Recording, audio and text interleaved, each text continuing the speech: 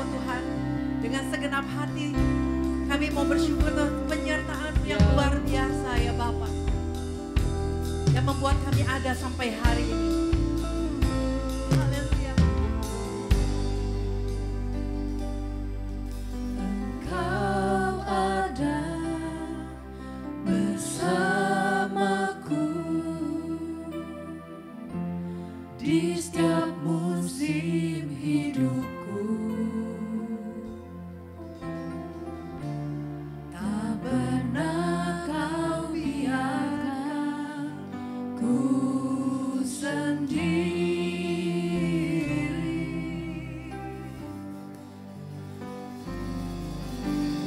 Kekuatan di jiwaku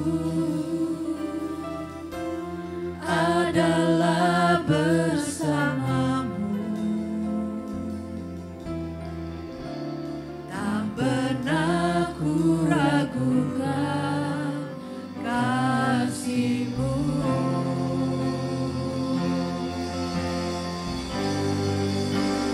Bersama-Mu Bapa, ku lewati semua. Perkenanan-Mu ya teguhkan hatiku. Engkau yang bertindak, memberi pertolongan. Anugerah-Mu besar melimpah bagiku. Mari umat yang disertai Tuhan, kita menaikkan pujian ini dari Allah.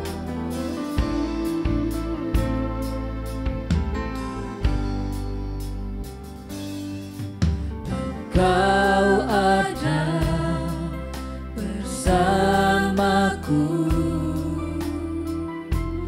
di setiap musim hidupku. Tak pernah Kau biarkan ku sendiri. Sebab Engkau berikan kami kekuatan Tuhan. Kekuatan di jiwaku adalah bersama-Mu. Kami tidak pernah meragukan kasih. Tak pernah ku ragukan kasih-Mu.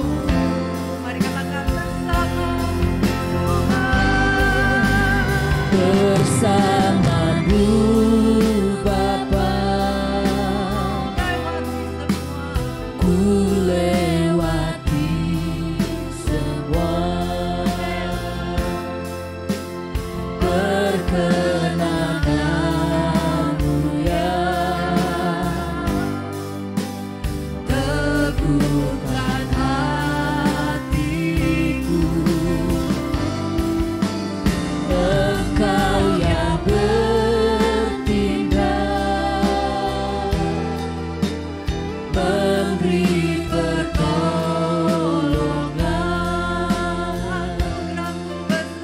Anugerah-Mu besar melimpah bagiku.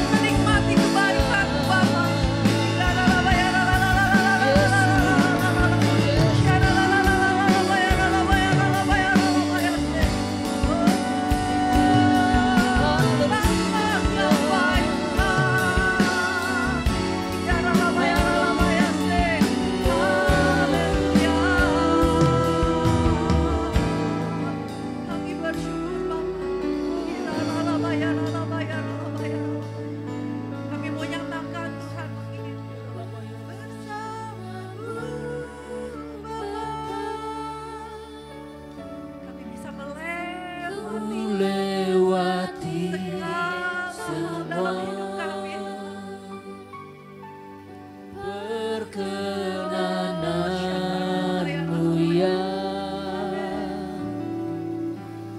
teguhkan hatiku. Engkau yang bertindak memberi pertolongan. Anugerahmu besar melimpah bagiku.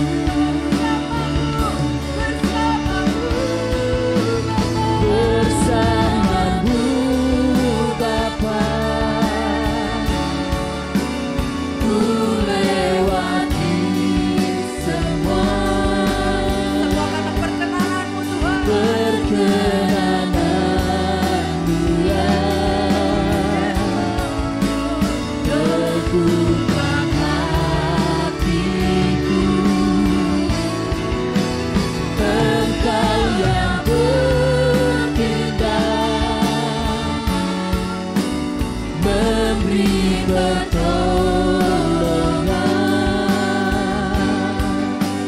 Anugerahmu besar melimpah bagiku. Anugerahmu besar melimpah bagiku.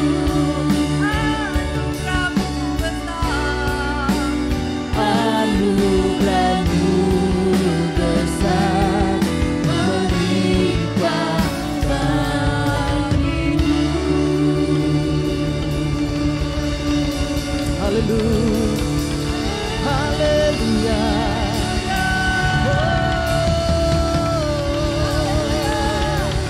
Haleluya. Kau sungguhlah yang dahsyat Tuhan. Pada pagi hari ini kami datang, kami boleh membawa pujian penyembahan kami di hadirat-Mu Tuhan, dan kami percaya ada lawatan Tuhan. Haleluya. Puji nama Tuhan. Shalom, selamat pagi Bapak Ibu semuanya. Apa kabarnya pagi hari ini? Seberapa kita yang percaya bahwa Allah di tengah-tengah kita? Haleluya.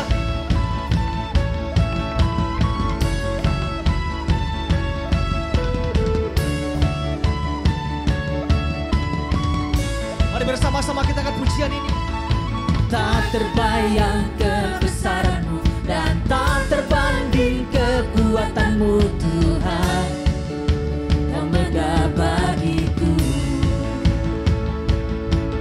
Segenap jiwa dan pengharapan telah ku serahkan untuk rencana-Mu Tuhan. Kau Raja atasku. Mari angkat suaranya. Hanya Kau yang layak dipuji. Siapa umat bagi Tuhan? One, two, one. Oh, ajaib.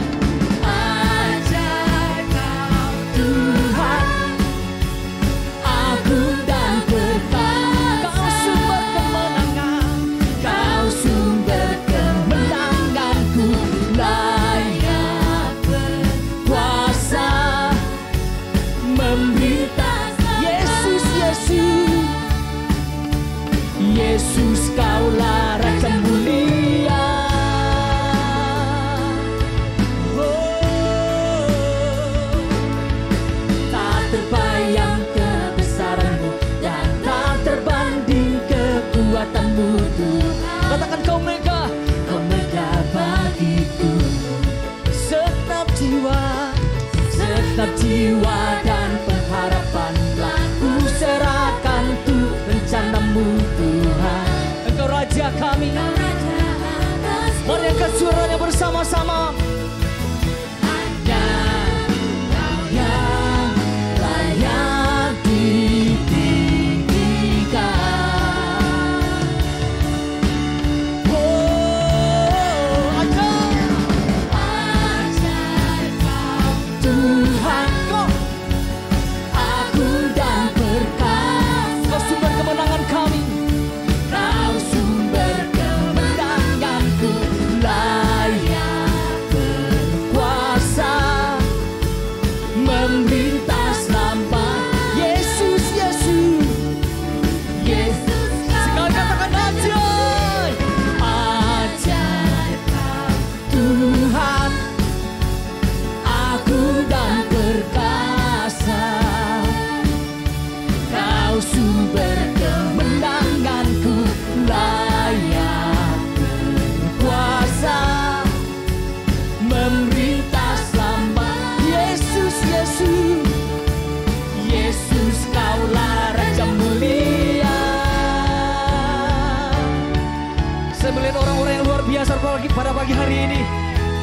kita bawa pujian kita kepada Tuhan. Sebab Dia baik, amin. Haleluya. Come on. Yeah, yeah, yeah, yeah, yeah, yeah.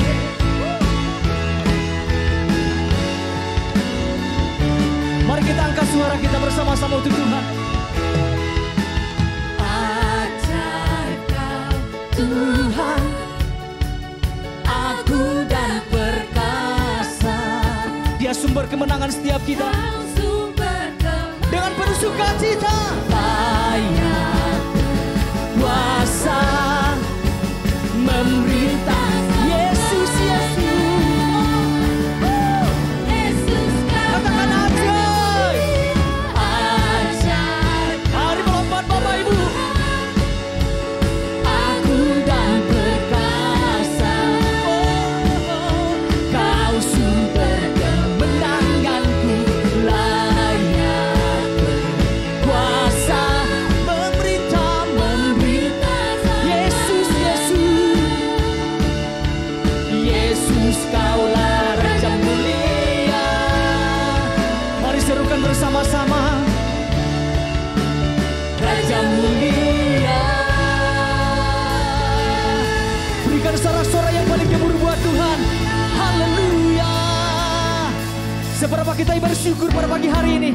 Mari lambaikan tangannya Bapak Ibu. Sebab Tuhan baik, katakan amin. Allah kita dahsyat, amin. Woo. Tepuk tangannya boleh di atas kepala Bapak Ibu. Saya melihat orang-orang yang luar biasa. Woo.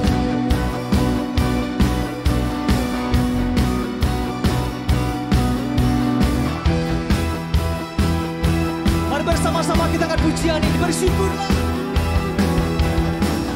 Bersyukurlah kepada-Nya, bawalah pujian bagi-Nya, karena Dia Raja-Mu, Dia yang perkasa.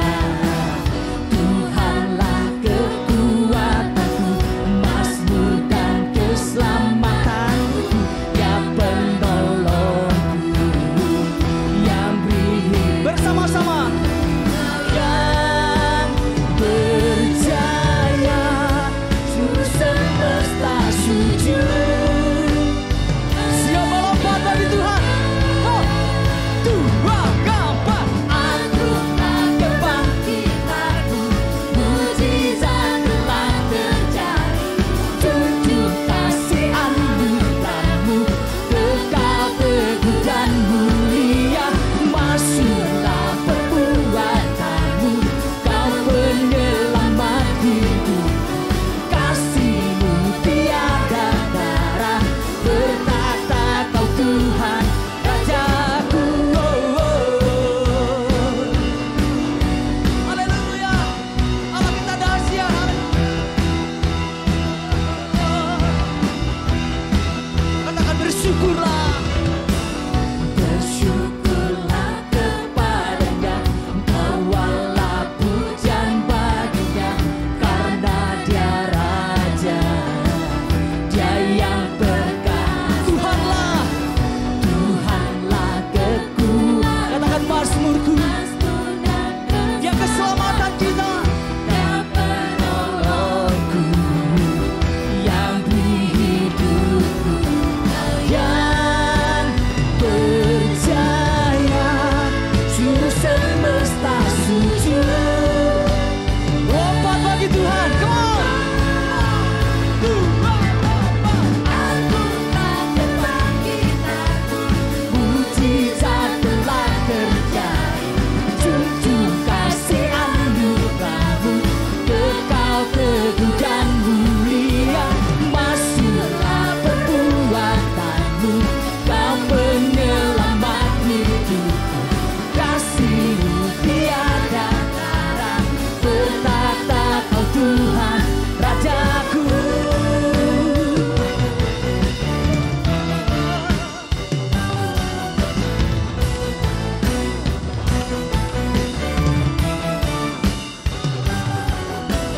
Yang berjaya, seluruh semesta sujud menyembah. Agunglah kebangkitanmu,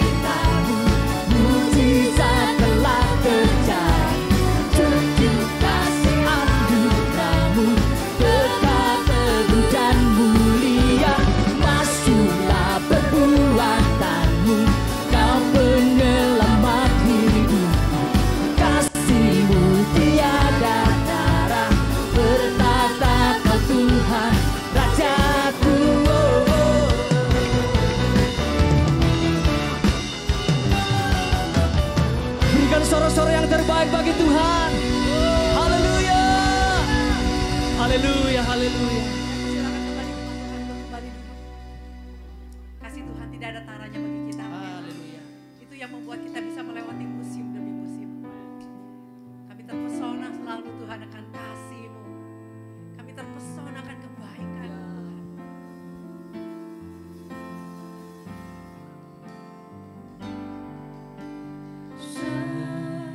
Musim berlalu, namun Kau selalu pelihara aku. Kasih dan setia-Mu tak pernah layu di hidupku. Lebih luas dari samudra, kebaikan-Mu Bapa takkan habis di hidupku. Lebih tinggi dari cakrawala, tak terbatas kasih-Mu. Sungguh ku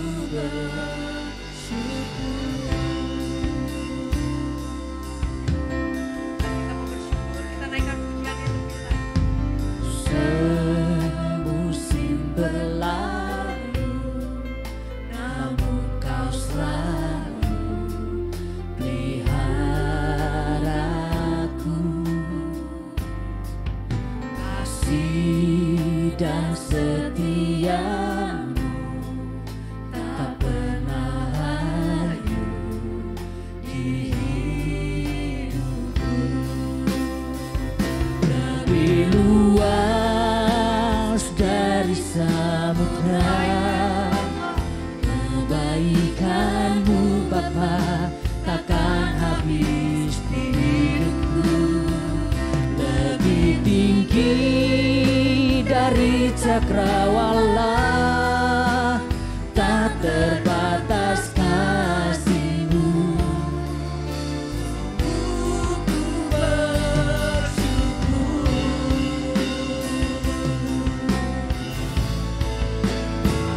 Lebih luas dari samudra, kebaikan-Mu Bapa takkan habis di hidupku. Lebih tinggi dari cakrawala, tak terbatas kasih-Mu. Sungguh ku bersyukur. Tak terbatas kasih-Mu. Sungguh ku bersyukur. Tak terbatas kasih-Mu. Sungguh ku bersyukur.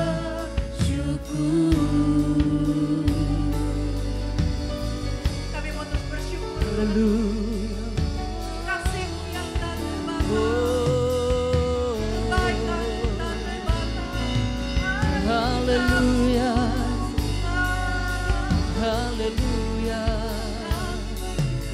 Kami Mari kita bersyukur sebab Tuhan baik. bersyukur.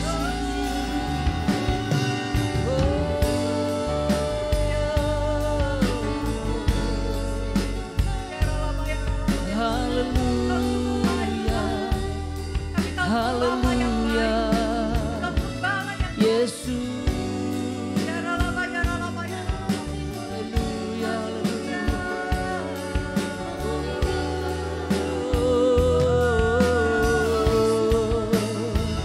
Haleluya. Haleluya. Haleluya. Ya lama ya lama syada ya lama.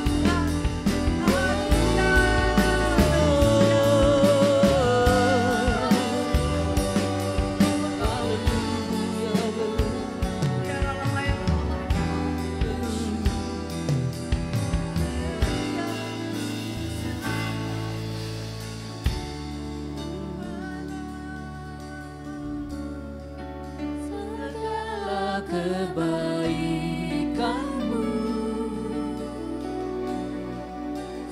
Segenap hatiku menyembah-Mu Yesus. Ku bersyukur padamu. Dengan apa kan ku balas segala kebaikan-Mu. Segenap hatiku menyembah-Mu Yesus.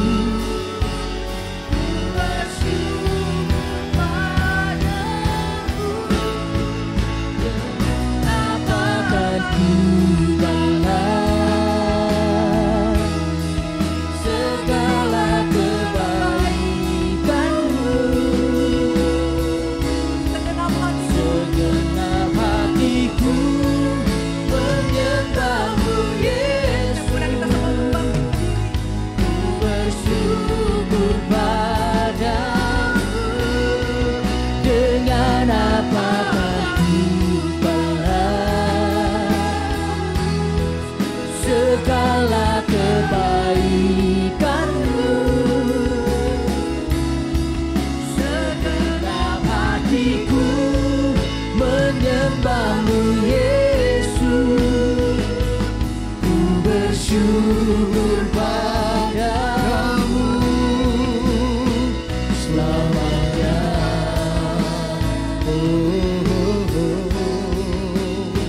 Selamanya.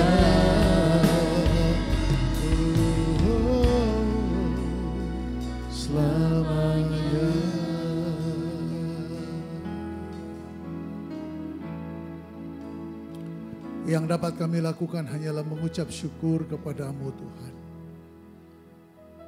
Betapa kasih-Mu ajaib buat hidup kami. Tidak ada apapun yang dapat kami lakukan yang sanggup untuk membalas kemurahan-Mu, kesetiaan-Mu, pengorbanan-Mu. Tapi hari ini Engkau membawa kami di tempat ibadah ini. Mata kami tertuju padamu, Tuhan dan Juru Selamat kami. Bagimulah segala pujian dari hati ini Bapa. Karena kasih setia-Mu, kebaikan-Mu. Kini Tuhan, berfirman-Mu sampai ke hati kami. Berbicara di dalam batin kami. Mengubahkan kami. Memulihkan. Dan memberikan kekuatan baru. Dalam nama Yesus, kami sambut berita firman-Mu. Haleluya. Sama-sama katakan. Amin, amin, haleluya. Ya, thank you tim Prophetic untuk pelayanannya. Sehingga hati kita semua siap untuk menerima firman karena telah dibajak lewat pujian dan penyembahan. Setuju dengan kalimat itu Bapak Ibu? Oke, puji Tuhan, senang sekali bisa berbicara di depan Bapak Ibu umat Tuhan untuk menyampaikan renungan firman Tuhan pada hari ini. Di ibadah pertama saya berbicara tentang tetap tinggal dalam hati yang damai di tengah penolakan. Dan di ibadah yang kedua saya mau berbicara tentang satu topik atau judul waspadai hatimu, waspadai hatiku. Amin saudara. Haleluya. Oke, mari sama-sama kita baca satu bagian dari firman Tuhan. Kalau ada jemaat yang belum pernah lihat wajah saya Yuri Abbas Bapak Ibu ya. 2024 ini tidak ada rencana ganti nama ya. Oke, saya dari Bekasi. Dan sudah tiba tadi malam di tempat ini, nanti siang harus pulang ke Bekasi. Hakim-Hakim pasal 8 ayat 22 sampai 27. Hakim-Hakim pasal 8 ayat 22 sampai 27. Saya sudah siapkan ayatnya di depan, kita akan baca bersama-sama. Tidak perlu terburu-buru karena durasi khotbahnya pasti pas. Oke, boleh lihat di atas, tapi kalau matanya butuh melihat yang lebih dekat, maka Bapak Ibu harus buka Alkitab sendiri ya. Firman Tuhan, 2, 3. Kemudian berkatalah orang Israel kepada Gideon, biarlah engkau memerintah kami, baik engkau, baik anakmu maupun cucumu. Ini keren banget ya, betul ya? Keren dong, orang Israel yang minta, ya kan? Sekarang ini banyak orang yang pingin daftar jadi calon pemimpin. Ini diminta, betul ya? Bahkan mintanya bukan cuma dia, anaknya bahkan sampai cucunya. Oh ya, seperti kata iklan, syarat dan ketentuan berlaku.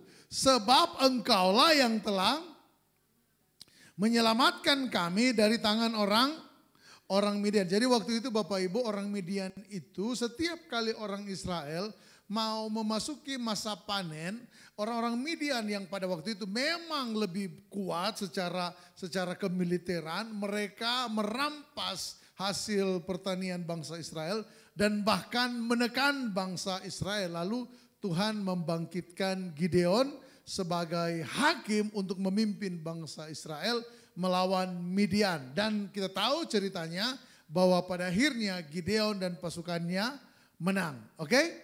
Nah, baru kemudian ayat 23. Jawab Gideon kepada mereka, apa?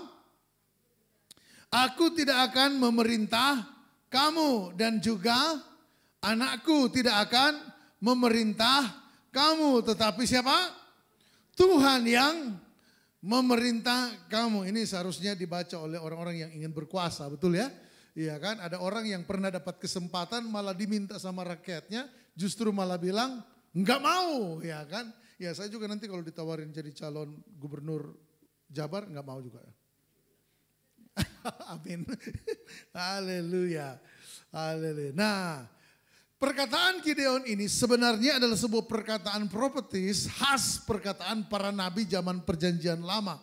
Di mana yang memimpin Israel memang ada representasinya, tetapi mereka dipimpin langsung oleh Tuhan. Ingat, yang memimpin orang Israel keluar dari tanah Mesir, masuk tanah perjanjian, itu bukan Musa, tetapi Tuhan. Musa diangkat sebagai representasinya. Amin saudara. Sehingga setiap pemberontakan Israel atas Musa sama dengan pemberontakan Israel atas Tuhan. Amin saudara. Ada kisah di mana Miriam dan Harun mengkritik Musa sangat tajam karena Musa memang melakukan kesalahan.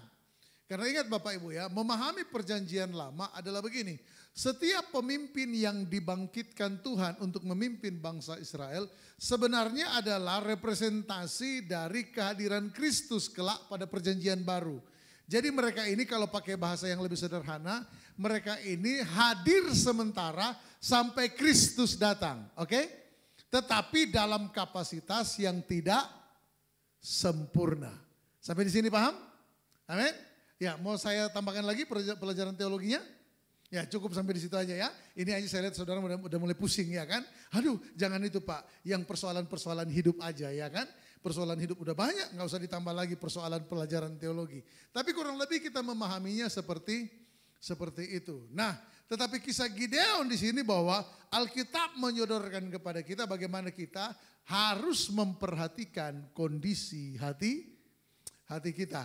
Ayat 24, boleh kita baca sekali lagi? 23. Selanjutnya kata Gideon kepada mereka, satu hal saja yang kuminta daripadamu. Ah ini kita mulai masuk dan mulai beberapa orang mulai dapat di sini masalahnya, betul ya?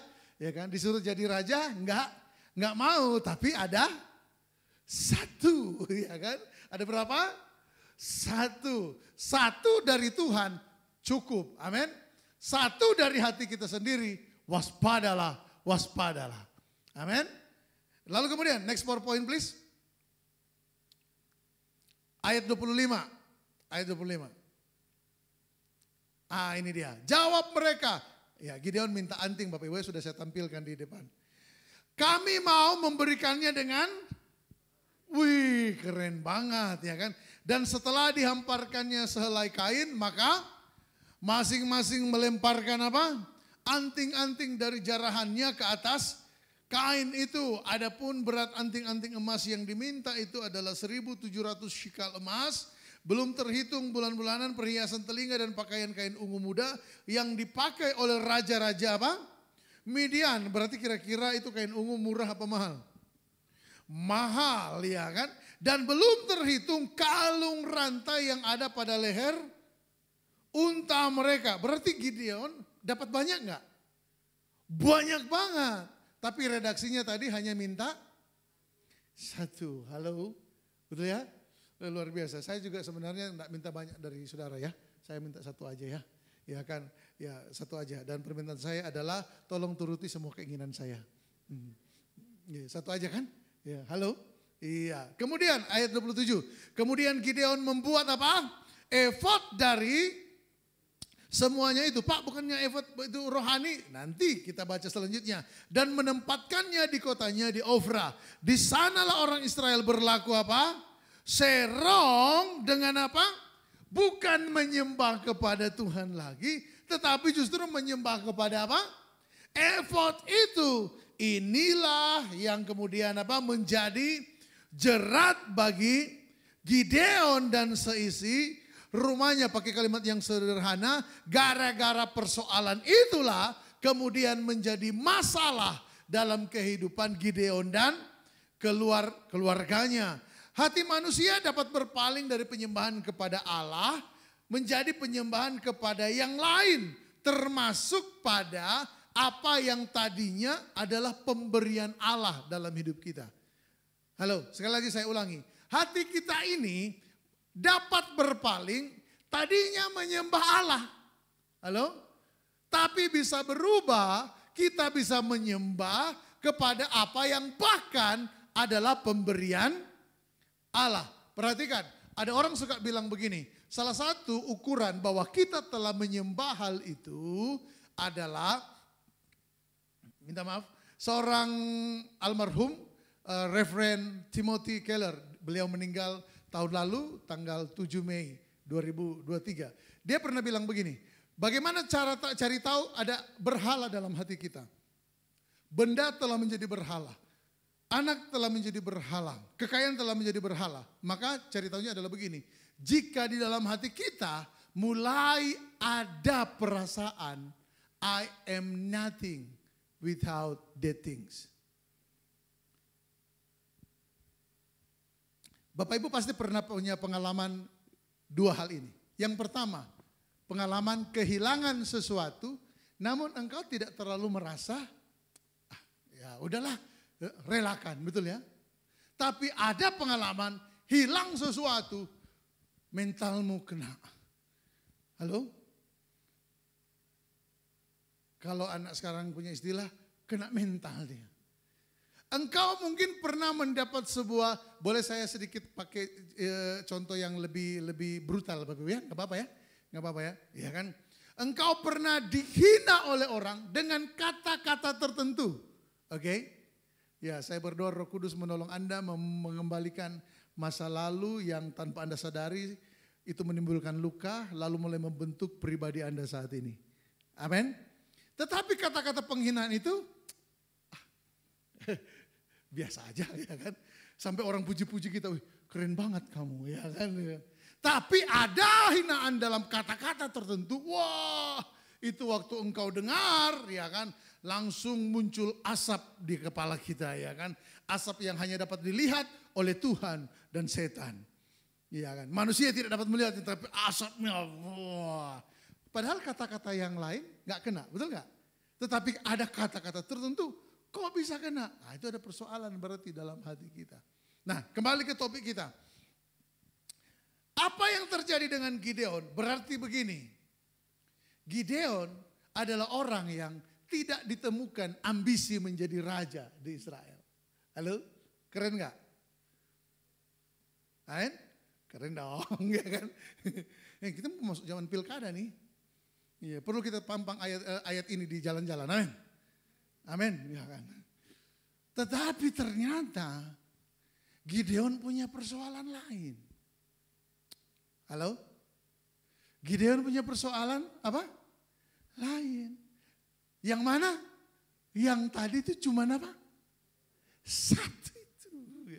Gideon jadi raja, nggak cuma kamu ya kan? Bahkan kamu, anakmu, cucumu. Wah, kita bilang, no. Ya kan? Kita kembali ke firman. Kurang lebih visualisasinya seperti itu. Karena Gideon mengembalikan Israel dengan perkataan, Tuhanlah yang akan menjadi atau memerintah atas kamu. Itu mengembalikan Israel kepada identitas mereka. Dipimpin oleh Tuhan. Tapi ada satu. Halo. Ya, orang seperti Gideon ini nggak ada di Bandung. Amin saudara. Di Bekasi di tempat saya minimal ada satu. Saya nggak bisa bilang banyak tapi minimal ada satu. Dan yang satu itu saya dengar terakhir lagi di Bandung. Nggak ada masalah dengan persoalan lainnya, tetapi parah dalam poin lainnya. Nah, di sini kita kembali disodorkan oleh firman Tuhan bahwa Israel mengalami peralihan atau bergesernya hati dari menyembah Allah menjadi menyembah sesuatu yang bukan Allah, termasuk pemberian-pemberian Allah. Tadi yang Tim Keller bilang itu, ya Timothy Keller itu nama panggilan akrabnya Tim Keller. Dia bilang orang itu kalau tanpa satu itu rasanya nothing. Ada beberapa orang yang kelihatan suka belajar, suka sekolah. Betul ya? Dia nggak ada masalah dengan belajar. Dia nggak ada masalah dengan bayar uang sekolah sekalipun mahal. Tetapi ternyata selidik punya selidik. Memang dia mencari atau sedang diperbudak oleh berhala pengakuan. Nah orang seperti ini hati-hati bahwa jangan sampai dia berpikir saya itu baru disebut orang, pakai literasi Indonesia, baru disebut orang kalau gelarnya sudah sekian, ya kan? Di kasus tertentu nggak ada orang kayak begitu, ya kan? Enggak, saya nggak ada, ya kan? Artinya dia gelarnya tinggi, tetapi ya nggak seperti kejadian yang pernah saya alami. Saya pernah satu kali berdiri dengan seseorang, Bapak Ibu, di sebuah acara dan dipanggil mau makan, lalu pihak tuan rumah meminta kesediaan dari seorang rekan di samping saya itu untuk berdoa makan. Tapi rupanya yang memanggil itu kurang update informasi. Karena dia lupa teman saya ini digrisnya udah naik. Dipanggil dengan digris yang sebelumnya. Saya bilang, ini true story saudara ya, bukan saya karang-karang. Teman saya, bukan saya. Saya jauh lebih sempurna dari dia lah. Ya, perkataan saya ini menunjukkan betapa hancurnya saya sebenarnya.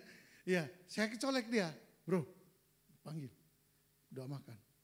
Dia bilang begini, oh itu cuma sama nama. Maksudnya? Ah itu, degree-nya salah, mungkin sama nama. Rupanya degree yang naik itu harus disebutkan. Wah lalu saya hakimi dia. Saya nggak punya masalah kayak gitu. Kenapa? Karena degree saya nggak selevel dia memang. Tapi saya punya kesombongan dalam hal lainnya. Halo. Ini dengar pendeta ngaku dosa kayak begini, senang banget sudah kelihatannya kan. Saya nggak punya kesombongan seperti dia. Saya punya kesombongan dengan judul yang berbeda. Tapi sama-sama sombong. Cuman hari ini izinkan saya menggosipkan dia. Haleluya. Introduction. Next. Sama-sama boleh kita baca Bapak Ibu, tantangan dalam kekristenan 2-3. Tantangan dalam kekristenan adalah kita dapat menjaga kesehatan hati kita dalam segala keadaan. Titik 2 apa? Mulai dari penuh penyerahan diri di tengah masalah, terus hidup dalam apa? Rendah hati saat dalam kemenangan. Dengan kata lain saya mau bilang begini, oleh karena sadar hidup adalah anugerah, maka kita dapat mempersembahkan sebuah hati yang tulus ikhlas di hadapan Tuhan. Yang sepakat katakan? Oh iya kan tantangan kita sebenarnya di seputar itu. Betul nggak? Penuh penyerahan diri saat dalam persoalan, amin. Tapi tetap rendah hati saat menerima kemenangan, amin. Karena ada orang di luar Bandung penuh penyerahan diri dalam persoalan. Tetapi songong dalam kemenangan. Halo, orang Bandung ngerti songong enggak? Tahu ya? Waktu dalam persoalan, Tuhanlah segalanya. Tuhanlah semuanya. Waktu persoalan lewat dan dia menerima piala dalam pergumulan itu, doanya dijawab 10 kali lipat, 2 kali lipat. Wah, mulai kelihatan yang sesungguhnya. Bahkan kalau bersaksi, Tuhan di 2 menit terakhir, 13 menit sebelumnya dia menceritakan usaha-usaha dia, lalu tidak lupa ditutup dengan sebuah nasihat. Lakukan apa yang aku lakukan supaya kamu melihat jawaban doa seperti aku melihat jawaban doa. Itu kan pola kesaksian kekristenan kita. Halo? 13 menit kita cerita perjuangan kita karena waktu bersaksi cuma 15 menit. Betul ya? Lalu kemudian 2 menit terakhir kita masuk kepada puji Tuhan, Tuhan jawab. Beri kemuliaan buat Tuhan, ya kan? 1 menit terakhir baru kita bilang, itu sebabnya Bapak Ibu. Seperti yang saya lakukan, Bapak Ibu pelajari itu. Halo? Ya tidak setransparan itu dia ngomong sih, tetapi eksplisitnya seperti itu. Waktu kita di tengah masalah, kalau nggak Tuhan tolong. Tapi setelah masalah lewat, wah, bahkan kita pamer kerohanian kita tentu saja. Halo? Halo? Ini Bapak Ibu lagi kena mental atau gimana nih? Ya kan? Oke, kita pamerkan ya. Iya, Pak, Bu, lewat juga ya persoalan itu. Oh, itu kalau nggak gua puasain. Gue puasa, puasa, keren. Puji Tuhan untuk puasa. Tapi let me tell you, bukan puasa yang membuat doamu dijawab. Amin. Kalau nggak saya doain, bukan karena kamu doain persoalanmu dijawab. Ada orang yang nggak berdoa dijawab, padahal baru muncul dalam hati. Amin. Amin. Doa tidak membuat Allah mendekatimu. Allah sudah lama dekat dengan kamu. Doa membuat engkau sadar Allah ada di dekatmu. Bisa dapat perbedaannya? Amin. Baca Alkitab tidak membuat Allah mencintaimu. Allah sudah lama mencintaimu. Tetapi dengan membaca Alkitab, kamu akhirnya jadi tahu betapa Allah mencintaimu. Kesalehan bukan peringkat. Amin. Amin. Apalagi pelayanan, bukan peringkat. Ada orang Kristen yang kalau ditanya, sekarang udah terlibat pelayanan, melayani apa? Dulu cuma singer, kasihan banget singer ya kan, cuma. Sekarang, sekarang ada WL ya kan, ya udah khotbah ya kan. Dulu khotbah pakai Alkitab, sekarang nggak pakai Alkitab.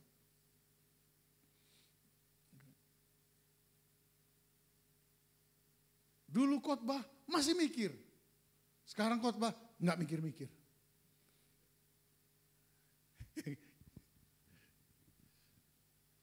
Kita sering kali nih, karena ini adalah komunitas Kristen, maka izinkan kita mengkritik diri kita sendiri. Amin. Amin. Are you ready? Kita sering kali memberhalakan hal-hal spiritual yang mampu kita lakukan. Bukannya beriman kepada Tuhan, kita justru malah beriman kepada iman itu sendiri. Kita beriman kepada kemampuan hati kita untuk mempercayai. Ngerti maksudnya gak? Sehingga kalau kemampuan hati untuk mempercayai itu nggak muncul karena pikiran kita ke distrik dengan persoalan, kita merasa kita tidak beriman. Padahal iman itu kan sebenarnya begini, mempercayai bahwa Allah memiliki itikat atau memiliki hati untuk menolong saya. Amin. Amin. Amin. Itu cukup Pak, itu cukup sebenarnya. Cuman memang pemikiran kita kan tiap hari menghadapi peperangan. Kita pikir Allah itu hanya ada bila kita sedang berpikir dia ada. Padahal tanpa kita kepikiran Allah ada, Allah selalu ada. Boleh tepuk tangan buat Tuhan? Amin. Amin. Inilah keindahan perjalanan kekristenan kita Bapak Ibu. Sehingga iman kita itu dapat rest di dalam Tuhan. Tapi tetaplah pulang dari tempat ini, pergumulan kita akan tetap sama. Amin. Dan diharapkan kita dapat mempersembahkan hati yang tulus ikhlas di hadapan Tuhan. Personal problem yang terjadi dalam diri seseorang biasanya, next please. Hati yang melenceng itu biasanya situasinya seperti ini. Sama-sama kita baca poin 1 dan 2. Ya, biasanya, 2, 3. Biasanya godaan dimulai, dari kekaguman manusia atas kinerja atau pencapaian kita. Kalau Bapak Ibu udah lupa ayat 22 saya ulangi sekali lagi. Kemudian berkatalah orang Israel kepada Gideon, biarlah engkau memerintah kami, baik engkau, baik anakmu maupun cucumu, sebab engkaulah yang telah menyelamatkan kami dari tangan orang Midian itu. Saya kasih tahu situasinya. Bagi Gideon, poin memerintah bukan pergumulan hidupnya. Tetapi kalimat yang bilang begini, karena engkaulah yang telah menyelamatkan kami dari tangan orang. Ada sebuah penghargaan bahwa because of you. Ya. Nah karena because of you ini, Gideon merasa mendapat ruang untuk mengambil yang satu itu. Jadi raja nggak mau, tetapi betul nih, saya yang mimpin ya. Iya, kalau gini satu aja. Tapi satu yang diminta ini ternyata datangnya berkarung-karung. Ada orang di Bekasi yang kalau dipuji pujian tertentu, kamu gini, enggak. Tapi nanti dia akan tambahkan sendiri, seharusnya kamu puji dia di bagian apa? Halo? Karena pujian kamu itu salah, ya kan? Itu kurang begitu tinggi. Kurang begitu tinggi. Nanti dia akan benerin sendiri. Ya, tentu saja dengan kalimat pura-pura rendah hati. Enggak biasa aja. Ya, tapi dalam hatinya kemana aja lu selama ini? Ci, ya kan? Waduh bro, kamu gua denger ternyata gini ya. Biasa aja itu, biasa aja. Itu cuman kepercayaan, gue kerjain aja, asik ya kan. Gue kerjain aja, puji Tuhan berhasil, mantap. Ini saudara kelihatannya gak ngerti jokes-jokes kayak gini ya kan. Haleluya, kasihan banget ya kan. Ya. Atau sedang, kayaknya saya lagi lihat wajah saya di sana tuh. Ganteng. Ya, gimana ya nyambungin sama poin ini ya. Atau biasanya mewaspadai hati, ya godaannya mulai masuk dari ini. Ya, kalau bukan pujian, keprihatinan mereka atas situasi kita yang dianggap kurang apresiasi. Waduh, Bapak Ibu, saya sebagai pelayan di sebuah gereja dan dengan keadaan saya yang sekarang ini, ya saya mengalami dua hal ini. Saya mengalami dua hal ini. Dipuji karena pencapaian, tapi juga ada orang-orang yang mulai, saya nggak mau bilang mereka dipakai setan ya. Orang-orang yang mulai dalam tanda petik datang dan prihatin. Kamu udah lama di situ. Oh, udah lama. Oh, tapi kok gini ya? Maksudnya kok gini tuh gimana? Maksudnya gitu ya kan? Harusnya kan gitu ya kan?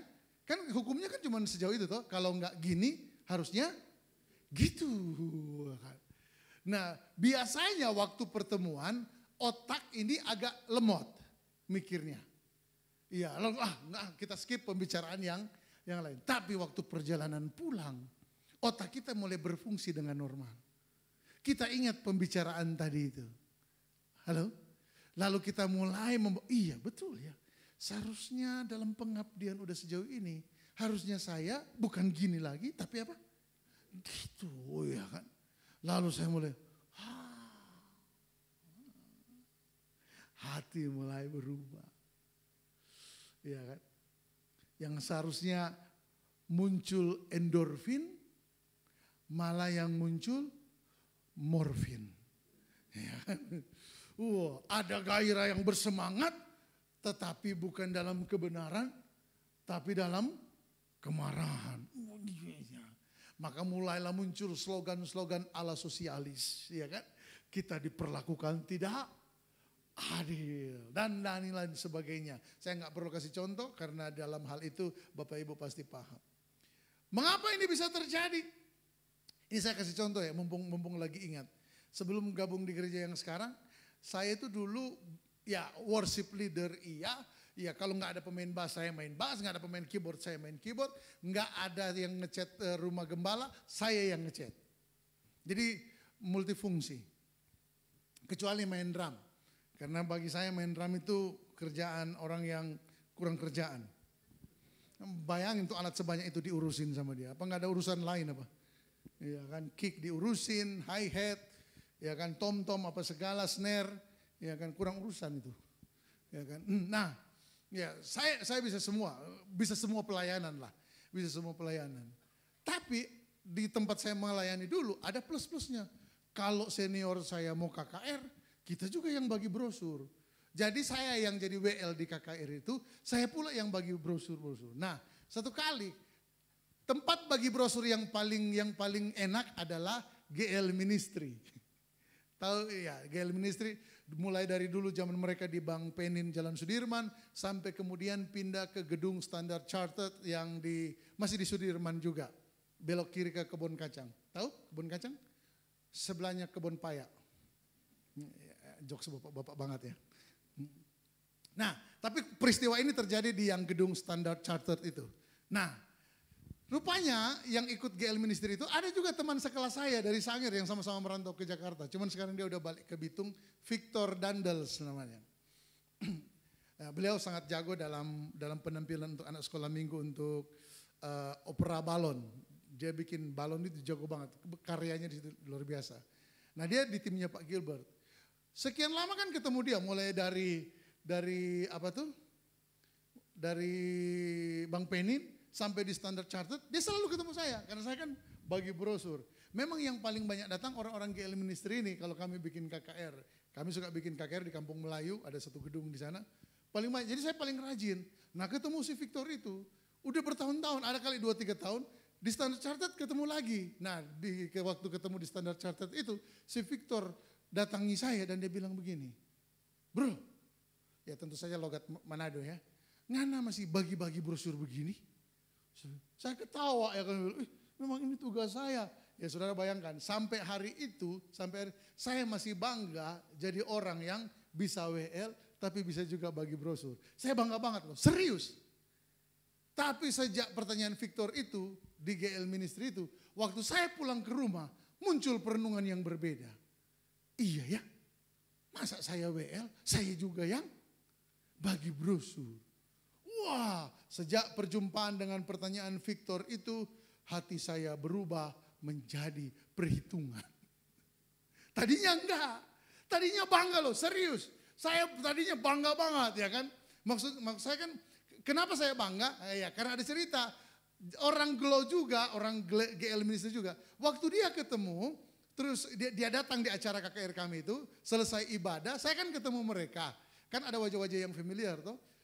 Ada satu ibu yang salaman begini, loh kamu kan yang bagi brosur, ternyata WL juga. Wah saya langsung. Jadi sejak itu bangga banget saya. Pokoknya disuruh bagi brosur, saya bagi. Saya bagi, ngantar ke toko buku Immanuel, iya kan. Wah pokoknya saya antar semua. Tapi sejak ketemu si Victor itu, memang terlalu itu Sangir satu itu. Terus dia tanya, ngana masih bikin ini, maksudnya masih lakukan ini bagi brosur? Saya bilang, iyalah dengan bangga. Nah pulangnya, beda perenungan saya. Iya juga ya, kenapa masih begini hidup saya? Seolah-olah gak ada yang lain. Hancur saudara, hancur. Memang akhirnya benar, apa yang ditarget iblis kena ke saya. Next PowerPoint. Ketika dia mentargetkan hati saya, oh iya hati saya kena saudara.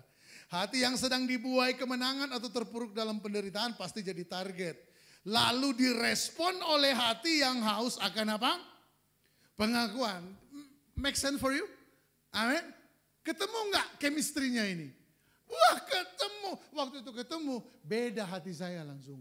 hancur. Makanya renungan ini judulnya waspadai hatimu. Karena hati kita bisa seperti itu. Akhirnya saya pulang dan memperkenalkan diri sebagai orang yang berbeda. Siapa saya? Tolong diklik. Ya, hello. Tolong diklik. Ah, ini dia. Siapa saya? Hello, I am. Sejak itu hati saya mudah pecah, rapuh. Namun sebenarnya apa yang saya alami bukan barang baru. Alkitab sejak zaman Nabi Yeremia telah mengingatkan gereja Tuhan. Dalam Yeremia 17 ayat yang ke-9 sama-sama kita baca. Betapa liciknya hati, lebih licik daripada segala sesuatu. Firman Tuhan ini memberi peringatan kepada kita semua. Jagalah hatimu dengan segala kewaspadaan. Karena dari situlah terpancar kehidupan. Artinya begini, semua yang tampil dalam hidupmu, yang tampil dalam hidupku, diolah di dalam hati. Orang dari daerah kami punya kata-kata entah penghiburan atau sarkas, ya. Tetapi orang dari daerah kami itu suka bilang begini, ini sekedar mengklarifikasi, ya. Kamu jangan tersinggung sama kata-kata saya tadi. Nah, kenapa? Karena saya ini cuman mulut saya aja yang jahat, tapi hati saya baik. Nah, itu orang dari daerah kami itu paling jago. Makanya Manado, Sulawesi Utara itu kalau panggil kawan kan, ya sampai Anda kalau ke sana Anda bingung ya kan. Karena ada orang manggil kawannya babi. Ya kan. Babi, mau kemana ngana anjing ya kan. Kita yang dengar bingung, jadi babi apa anjing sebenarnya. Ya kan. Makanya mereka bilang mulut kami jahat tapi hati kami baik. Ya kan. Kampret. Ya kan. Saya mengerti maksudnya bahwa begini. Panggilan seperti itu tidak akan dia lakukan kepada orang yang bukan teman kental banget. Kalau orang Jawa bilang konco kental. Ya kan? Cuman tanpa disadari sebenarnya itu juga bentuk bullying. Betul ya? Ya, saya pernah tinggal di lingkungan orang-orang lokal. Saya nggak mau sebut nama karena kalau yang saya sebut tadi pasti nggak akan tersinggung. Tapi kalau yang ini kalau saya sebut pasti tersinggung. Kenapa? Orang-orang lokal di situ itu punya sebutan memanggil nama temannya dalam beberapa hal, ya mereka memanggil dalam bentuk mata nama panggilannya atau warna kulit. Nah, yang paling saya alami adalah ada seorang tetangga saya di tempat saya tinggal itu dipanggil Black. Dan sekian lama saya juga ikutan manggil dia Black. Ya tentu saja si Black ini tidak ada darah Tionghoa sama sekali. Lalu kemudian waktu sekian tahun berjalan, Tuhan ingatkan saya, kenapa kamu hamba Tuhan memanggil orang dengan warna kulitnya? Waduh, dan betul Bapak Ibu, saya baru sadar, saya nggak tahu nama orang ini siapa. Yang saya tahu, saya datang ke lingkungan itu, dia sudah dipanggil Black. Dan saya bertamu ke rumahnya sampai orang tuanya bingung, ya kan? Orang tuanya bingung, loh, kenapa? Mereka tahu saya pendeta. Kenapa pendeta? Ada apa nih ya bertamu ya? Saya bilang enggak Pak. Saya pertama ya si Black ini juga ada di situ. Karena waktu itu saya belum tahu namanya. Si Black itu, saya bilang gini Pak, saya mau minta maaf sama Black. Oh ya, kenapa? Ya kan? Kenapa? Karena saya bilang, saya nggak tahu nama aslinya Black siapa, ya kan? Untung nggak pakai Ki. Kalau Black itu kan nama anjing disangir kan. Black ini namanya siapa? Oh mereka bilang, oh namanya Edi. Langsung saya bilang begini, sorry ya, aku manggil kamu Black. Mulai hari ini aku panggil kamu Edi. Wih, itu saya lihat. Kalau saya lanjutin, altar call itu. Karena saya lihat mata orang tuanya berkaca-kaca. Artinya begini, bahkan orang tuanya itu pun manggil si Edi ini Black. Jadi sejak saat itu saya panggil dia Edi. Sekalipun butuh beberapa waktu untuk menghilangkan. Karena waktu saya panggil dia Edi, dalam hati saya, Amin. Ya, senang melihat saudara sudah ada bersama saya. Haleluya. Tapi apakah ada solusi untuk persoalan hati ini? Akankah kita selalu remuk dan roboh oleh karena kondisi hati kita yang rentan akan dosa? Seorang yang bernama Saint Augustine, salah satu bapak gereja kita, pernah menulis kalimat ini dalam doanya. Next PowerPoint, sama-sama kita baca. 2, 3. You have made us for yourself, O Lord, and our hearts are restless until they rest in you. Mewaspadai hati itu bukan begini. Setiap jalan. Kan saudara suka diajar filosofi apa itu namanya itu? Motivator gitu kan? Ya kan. Ingatkan. Ngomong. Enggak begitu, Oneng. Rest di dalam Tuhan. Amin. Hati kita ini perpindahannya secepat kilat. Lebih cepat dari kilat. Orang jujur bilang amin. Hati kita ini bergeser cepat sekali. Nggak bisa nggak bilang, sana. Nggak begitu. Apalagi ada yang tepok, sentil bibir ya kan. Pantang. Enggak. Coba engkau praktekkan kayak begitu 10 tahun. Wah, begini bibirmu. Satu kali saya ya mohon maaf, satu kali saya minta ada keluarga besar saya ibadah di satu gereja dan mereka tanya di gereja mereka sedang mempraktekkan satu pola hidup begini. Nah waktu dia sebutkan saya bilang begini, pindah dari gereja itu, pindah. I'm telling you the truth. Saya bilang pindah dari gereja itu gak sehat. Jadi mereka itu diajarin kampanye 1 bulan pakai gelang karet. Dan setiap kali kepikiran dosa, kepikiran salah, seplek, das. Saya bilang, aduh, sebulan begitu. Iya Pak Pendeta. Nanti kalau banyak gagalnya, ulangi bulan berikutnya. Putus tanganmu saya bilang. Halo, siapa di sini yang pikirannya bahkan selesai ibadah, tiba-tiba bisa langsung berpindah ke hal-hal yang di luar ibadah. Di luar ibadah aja saya kasih contoh ya biar aman kita, amin. Di luar ibadah, ayo siapa? Yang pikiranmu bahkan di tempat ibadah bisa beralih ke tempat di luar ibadah. Siapa?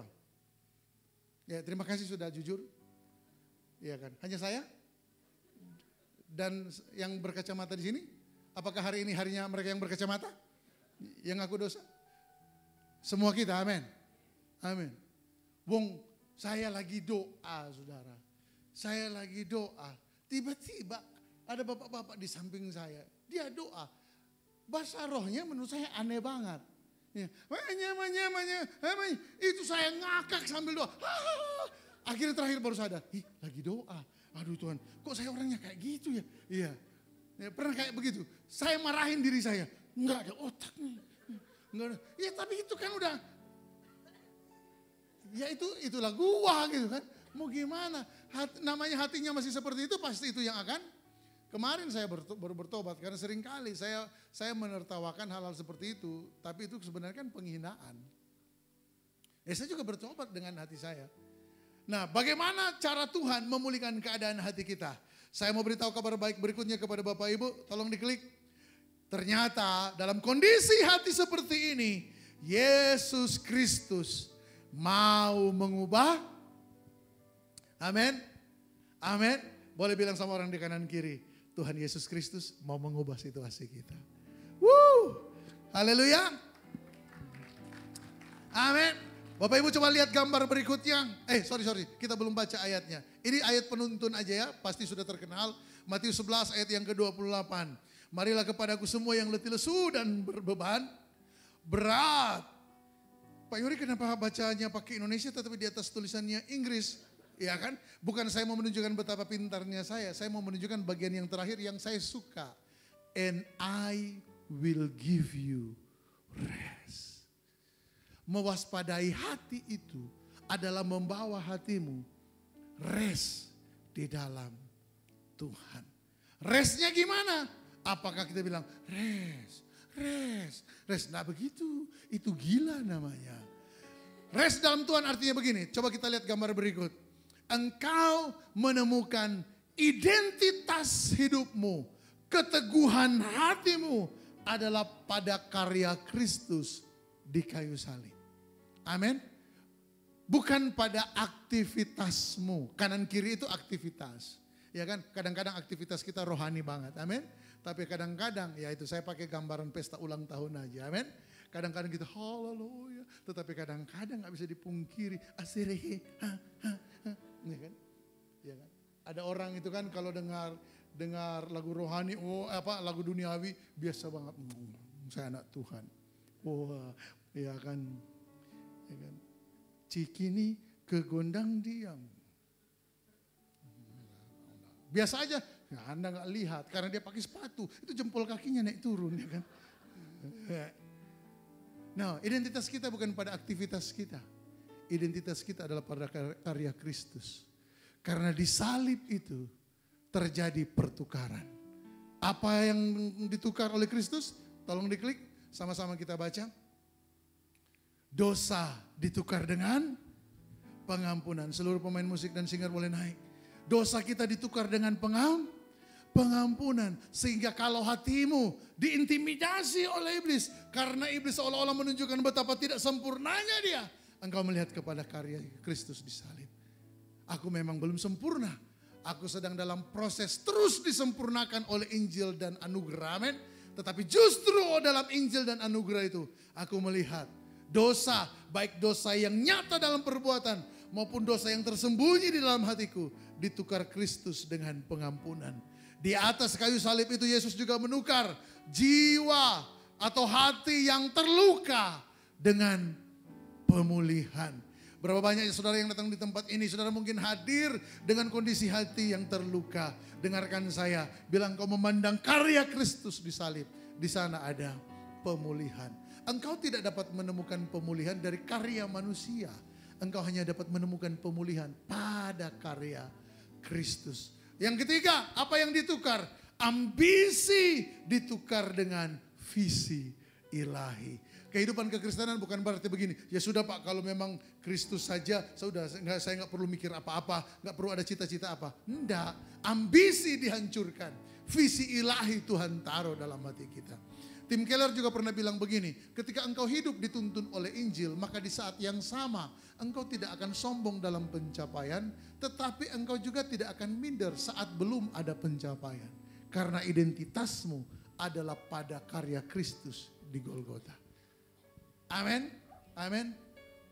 Waktu belum punya mobil, rendah hati. Setelah punya mobil impian, tetap rendah hati. Kenapa? Identitasmu adalah pada apa yang Yesus lakukan bagi hidupmu. Kemudian yang berikut, pertukaran yang Tuhan berikan adalah hati yang tertolak diganti dengan penerimaan. Di atas kayu salib Yesus berseru, Eli, Eli lama sabachthani. Itu bukan berarti dia lagi berseru, Tuhan kok kenapa lama banget sih? Dia lagi berseru, ya Allahku mengapa engkau meninggalkan aku? Kenapa Yesus harus menjadi orang yang ditinggalkan, yang ditolak oleh Bapa? Karena dia sedang memikul dosa saudara dan saya. Harusnya kita yang ditolak karena keberdosaan kita. Tetapi Yesus mengambil penolakan itu bagi dirinya. Supaya dengan ditolaknya Yesus di hadapan Allah di Golgota, kita, saudara dan saya, mengalami penerimaan dari Allah. Yang terakhir, apa saja pertukaran yang terjadi? Kekecewaan dan amarah dalam hati. Oh, kita harus mewaspadai hati kita dari hal ini. Kecewa karena kurang apresiasi. Lalu kemudian berkembang menjadi marah. Kalau engkau memandang pada Yesus, dia akan menukar itu dengan kasih. Amin. Saya pernah kecewa karena saya merasa tadi itu, kok gini sih hidup saya? Rasanya saya layak dapat penghargaan yang lebih. Kenapa tidak ada? Berharap penghargaan dari manusia akan membuat engkau semakin menjadi budak penerimaan. Tetapi berharap penerimaan dari Allah akan membuat hatimu semakin kuat, sehat, tulus. Karena dalam hidupmu, dalam hidupku, motivasi kita hanya satu. Tuhan dimuliakan, Tuhan disenangkan. Dan pada bagian akhir, sebagai slide yang terakhir, karena Allah telah menjaga hidupmu maka jagalah juga hatimu. Coba ucapkan sama-sama. Karena Allah telah menjaga hatiku, maka karena Allah telah menjaga hidupku, maka aku akan menjaga hatiku. Amin, saudara. Biar pulang dari tempat ini, kita pulang sebagai orang yang menjaga hati kita, bukan dengan kekuatan kita sendiri, tetapi menemukan kekuatan dalam anugerah Allah yang luar biasa. Amin untuk firman Tuhan. Mari sama-sama kita berdiri. Haleluya.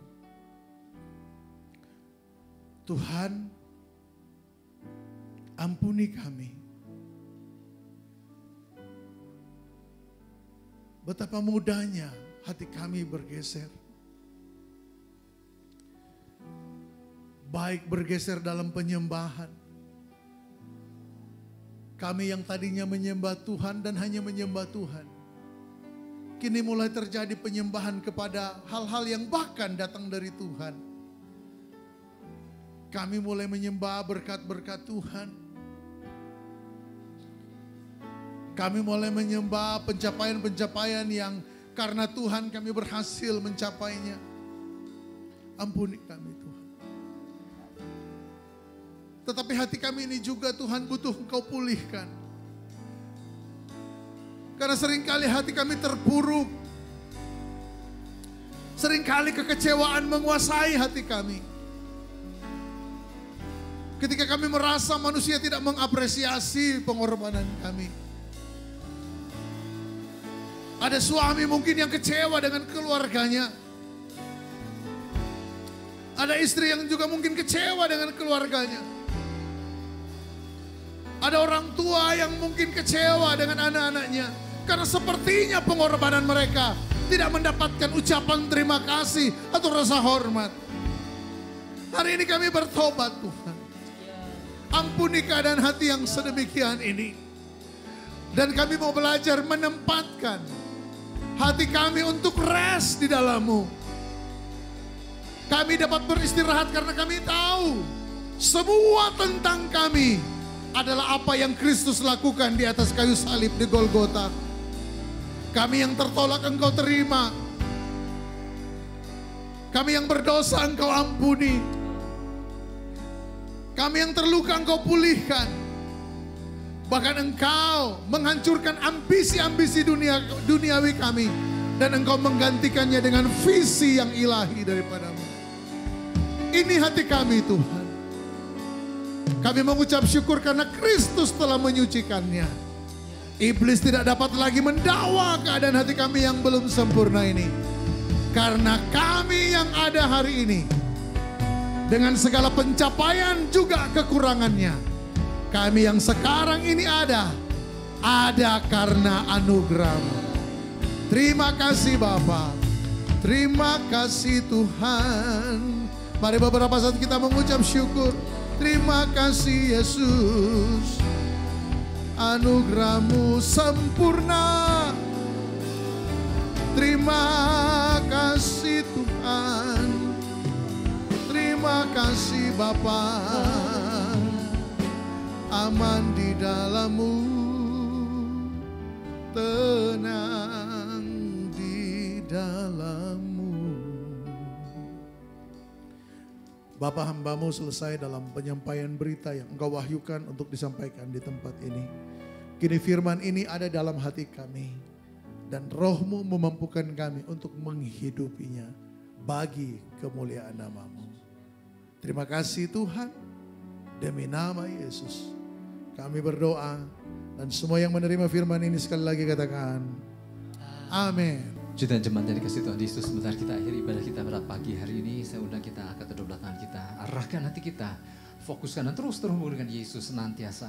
Pergilah, pulanglah dan jadilah saksi-saksi Kristus. Mari jemaat yang dikasih Tuhan, terimalah berkat, damai dan sejahtera daripada Allah Bapa, kasih karunia daripada Tuhan Yesus Kristus, dan persekutuan Roh Kudus yang indah dan manis menyertai setiap kita semua, mulai daripada pagi hari yang indah ini sampai hari Maranatha. Tuhan Yesus menjemput setiap kita di awan-awan yang permai. Setiap kita yang percaya menerima, kita sama-sama katakan amin. Tuhan Yesus berkati.